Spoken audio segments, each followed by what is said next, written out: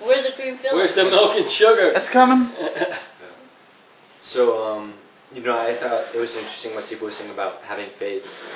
And, you know, I remember I've only been in the school for about 1.5 years.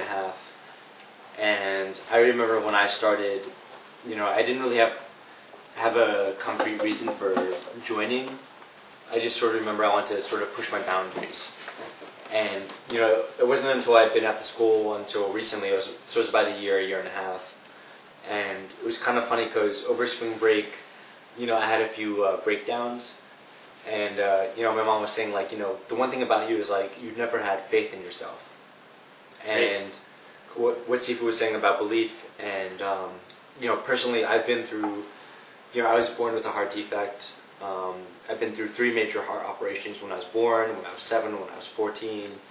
And, you know, my mom was telling me, like, up until you were 7, up until that second heart surgery, you know, you were a normal kid. You were, like, enthusiastic, you know, fearless. And then there was, like, you know, a really clear change after that second heart surgery. And after the third one, you know, it was even worse. So, you know, when I joined, you know, Sifu's school, I knew I wanted to push my boundaries. And, you know, I was going through a really bad breakup at the time with, like, the first girl who I'd really dated at the time.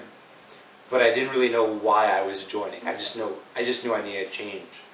And then it was recently that, you know, after talking to my parents and sort of looking back at the life I lived, I sort of realized more things. And what was really great was I went on YouTube and I watched James LeGrand's philosophy classes. And he had one specific lesson on people who had near-death experiences.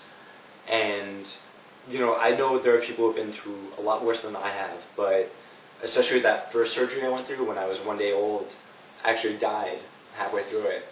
And, you know, I was too young to remember it, but listening to James LeGrand, you know, he said people who have been through near-death experiences have had this sort of change of perspective where they look at everything and they appreciate life more. You know, like, you know, every single moment they just appreciate more, they don't worry about things, and, you know, I thought that was really great, and I thought that was, you know, that's a really cool perspective to have. But personally, from what I've been through, I think there's actually 2 perspectives. There's that perspective where you appreciate everything more, but I also think there's a perspective that I had that, you know, only until I've been 22 now that I sort of look back and realize what I've viewed, but there's that perspective where you realize you could die at any moment, which is what James LeGrand was saying. But I look back and I realize I could have died at any moment, but I was so young that I ran away from it. That I was sort of like, you know, every time I went into one of the surgeries, it was like, you know, they're going to put you under and you may not wake up again. And when you're 7 and 14, that's a very difficult thing to deal with. I think, you know, like any point in your life, but especially when you're so young, you have so much to look forward to. And so at the time, instead of taking that perspective where I was like, after I came out of those, I was like, oh, you know, I'm alive, I should be happy. I think after that second surgery when I was 7, I think I started to run away from it. You know, I think I was so scared of dying that I kind of tried to ignore the fact that I could die at any moment. I think I tried to take the perspective that I should work really hard in school and everything else, believing that I'll live forever, that I should try to build up these things and try to run away from what I've actually experienced. And now, at this point in my life, you know, when I'm 22, when I've been at the school for 1.5 years, when I've had some time to think about it and take for myself, I've realized that the way I've acted for the last few years has been trying to run away from that. That instead of embracing life, embracing the uncertainty of things, I've tried to run away from the fact that I could die any minute. And it's that fear that sort of controlled me. And it's kind of funny that, you know, after dating this girl who was incredible and everything, you know, like, I failed at that miserably. And then after that, I was like, alright, I need to change. Like, I knew I needed to push myself, but I didn't know why. And then I joined your school. I started doing it. I started listening to things that you were saying and other people like, you know, Ben and Toph and Mr. Post were saying. Like, there's a great community there to help me, you know, push me in a better direction. But it still took me a long time to realize that I was running away from things. And now I'm sort of at this point where, you know, I still suck. I'm still very bad, but, you know, I have faith in what, you know, Sifu, what you're teaching me, what the other people are, you know, they're taking their time to try to make me better.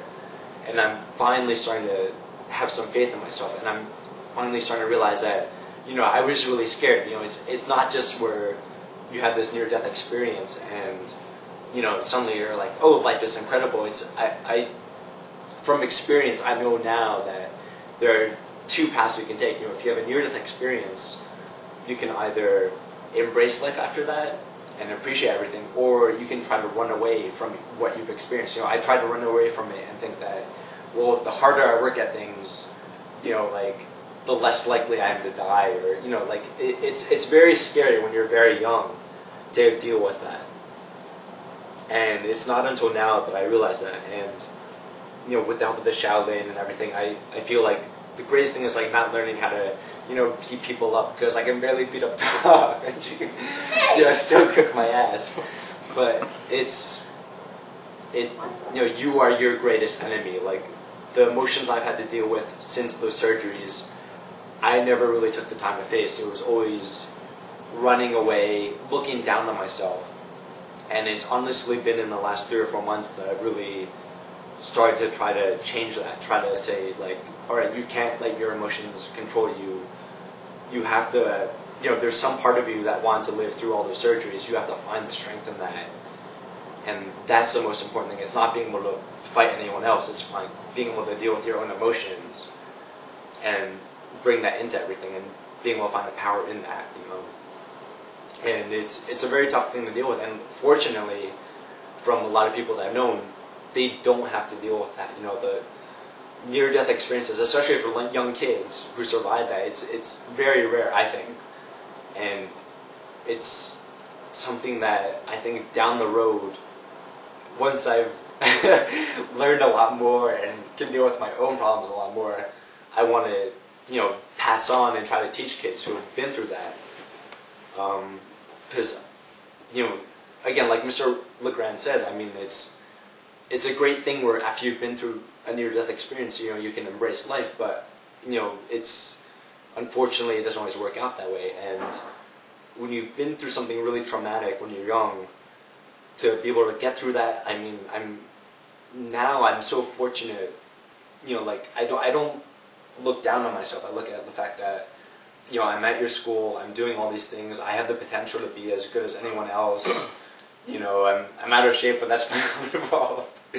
And you know, there's nothing holding me back that's happened. You know, that's all in the past. A lot of it's psychological, and now it's just, how do you view yourself? And I think that's something that applies to everyone, but people who have been through the things I've been through obviously are more critical of themselves. And I think the fact that, you know, your school exists and you help people with that, it's not just about, you know, beating other people up or, you know, being able to defend yourselves. It's really being able to look internally and find the strengths and weaknesses in yourself. Because you've told me yourself that knowing your weaknesses is a strength. Well,